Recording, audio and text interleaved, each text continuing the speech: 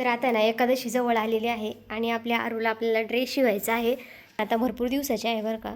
तर आता मी अजून कायपर्यंत शिवलेलं नाही आहे, म्हणजे आता अंदाजे शिवणार आहे. साडी खूप छान आहे. तर एकादशीसाठी आपण ड्रेस शिवणार आहोत. बघू आता ड्रेस कसा होतो. तर खरंच खूप छान झाला पाहिजे बरं का. पहिल्यांदा शिवते तर शाळेत कार्यक्रम आहे तर तिच्यासाठी शिवायचा आहे. तर बघू आता आपला ड्रेस कसा होतो. तुम्ही शेवटपर्यंत बघा. किती चुकतो किती बरोबर येतो मला पण माहीत नाही. तर चला, मला छान छान अशा विशेष द्या की मी छान असा ड्रेस शिवून दाखवेल तुम्हाला. हा जो पुढचा भाग आहे तो कट करून घेते आणि आता मेजरमेंट एवढं दाखवायला का नाही, म्हणजे वेळ नाही आहे मला. कारण आता इथं आपल्याला छातीचा चौथा भाग घ्यायचा आहे.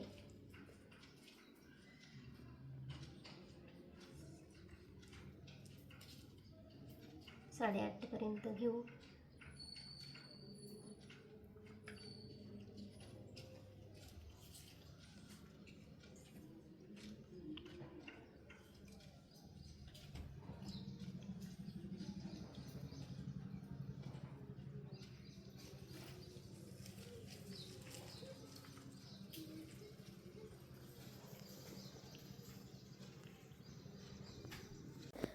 तर इथं आहे ना, म्हणजे आपल्याला परकर पोलकर शिवायचं होतं तर त्यासाठी कटिंग करून घेतलेली होती. तर आता आहे ना मी मोबाईलमध्ये बघूनच जी कटिंग आहे ती केली होती. कटसाठी मी साडी कट करून घेते. तर बघू आता, खूप रिस्की काम आहे पण आता पोरीसाठी काही नाही आहे. शिलाई कामाचं असं असतं, एखादी म्हणजे गोष्ट जे आहे ते आपण करायला घेतलं आणि ते व्यवस्थित जमलं तर बरं वाटतं, नाही तर मग ते चुकलं तर खूपच हे होतं. तर बऱ्यापैकी म्हणजे आपला जो परकर पोलका आहे ते छान झालं होतं.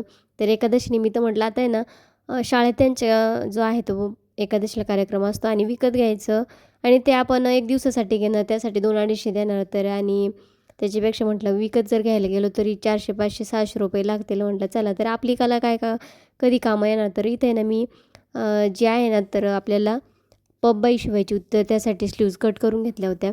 आणि इथे ना आता साडी पण जी आहे ना ती कट करून घेतली. ती उंची घेतली. ती उंचीमध्ये ना आपल्याला 1.5 इंच वाढवा जे आहे ती मार्जिन घ्यायची आहे उंचीपेक्षा. आणि इथे ना अस्तर जे आहे ते आपल्याला आहे ना म्हणजे ना उंचीपेक्षा 2 ते 3 इंच कमी घ्यायचं आहे, म्हणजे जेणेकरून जो आहे खालचा काटा आहे ना, काठाला काही अस्तर लावायची गरज नसते.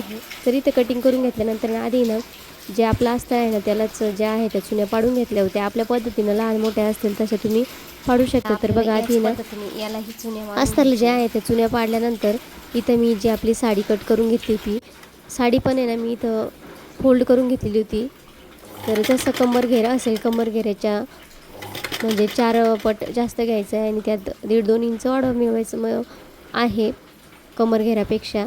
आता चुन्या जास्त जसं तुम्हाला चुन्या लागत असेल तसं तुम्ही जास्त कमी घेऊ शकता. सांगण्यात काहीतरी मिस्टेक माझी होऊ शकते. तर बघा इथं आहे ना जो आहे तो आपण साड्यांना चुन्या मारून घेतल्यानंतर ज्या अस्तरला चुन्या मारल्या होत्या ते आपल्याला आहे ना उलटसुलट बाजू बघून घ्यायची आहे. तर मी नाही तर म्हणजे मला काय पूर्ण अस्तर घेतलं नाही, तर 2 अस्तर एकमेकाला जॉईन केले होते आणि तेच इथं कट करून घेतले होते. तर बघा त्याची उलट म्हणजे आपली जी अस्तरची बाजू आहे ना ती उलट बाजूला ठेवून जोडायची आहे. नंतर आहे ना आता आपल्याला आहे ना वरचा जो काटा आहे ना, म्हणजे नेपापट्टी जोडायची होती, तर ती मी इथं आहे ना कट करून घेतली होती. त्याला हे अस्तर जॉईन करून घेतलं होतं. आता आपल्याला आहे ना उलट सुलट बाजू बघून घ्यायची आहे. ठेवून आता टीप मारून घेते वरची जी पट्टी आहे ती तयार करण्यासाठी. तर सगळं आता पूर्ण जी आहे ना ती याला व्यवस्थित अशी टीप मारून घेणार आहे.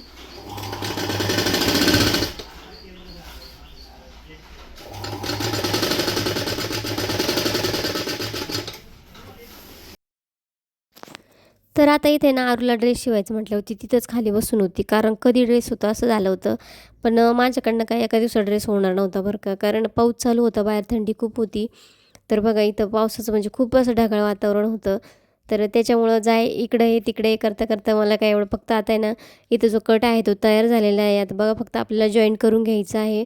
अस्तर म्हणजे असे 4 जे आहे ना, चारी जे आहे ते एका साईडला येतील आणि त्याला आपल्याला जे आहे ते मशीनवरती टीप मारून घ्यायची. तर बघा वरचं जो पट्टी आहे ती तयार झालेली आहे. आता आहे ना हा दुसऱ्या दिवसाचा व्हिडिओ आहे. मी ब्लाऊज तयार करायला घेतलेला आहे. तर हा आहे ना पाठीमागील बाजू आहे.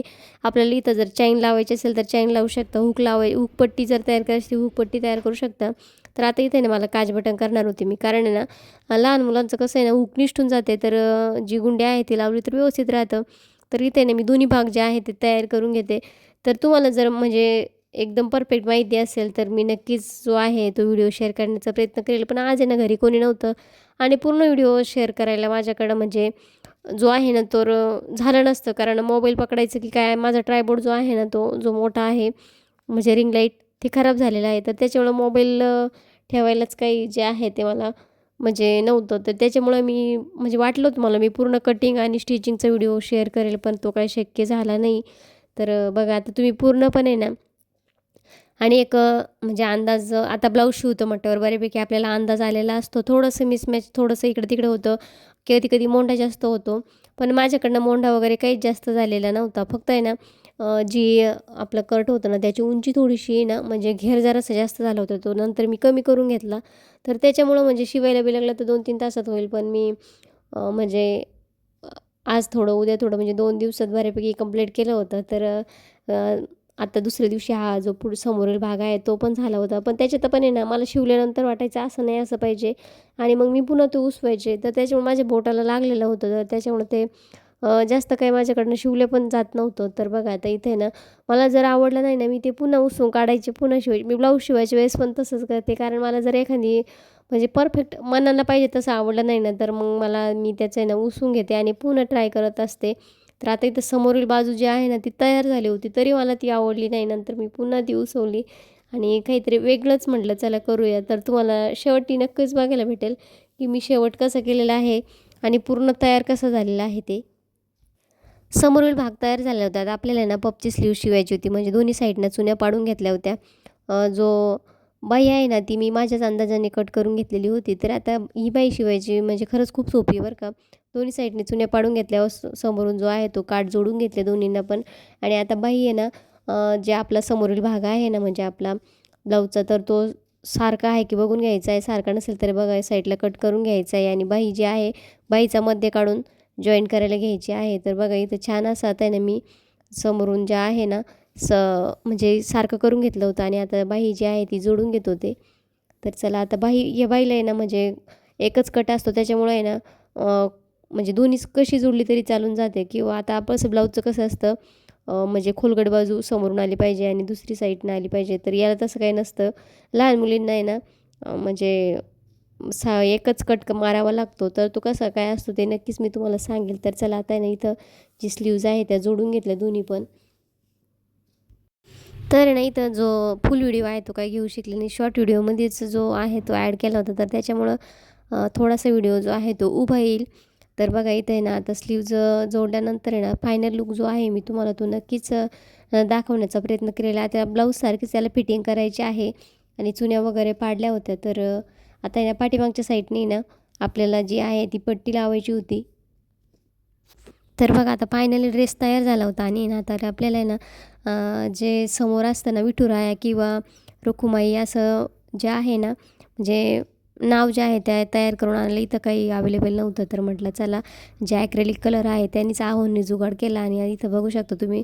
आता फायनल कसं झाल्यानंतर मी तुम्हाला तो फोटो ॲड करते आणि खूप म्हणजे 2 दिवसाची मेहनत शेवटी जी आहे ती रूपास आली. तर चला फायनल लूक दाखवते. बघा फायनली आपला ड्रेस तयार झालेला आहे. हे स्कर्ट आहे आणि फिनिशिंग बघू शकता तुम्ही. तर बघा इथे छान असे त्याला ना लटकन जे आहे ते म्हणजे नॉड केलेले आहे आणि इथं बघू शकता तुम्ही छान असं जे ॲक्रेलिकनी आहे ते आपण त्याला विठुरायाचा पॅच जो आहे तो तयार केलेला आहे आणि इथं पण आपण नॉड बसवून घेतलेले आहे. तर बघू शकता छान असा आपला ड्रेस इथं तयार झालेला आहे. कसा माझा ड्रेस तुम्हाला कसा वाटला तो कमेंट करून नक्की सांगा. तर आपण आता आरूची रील पण काढणार आहेत.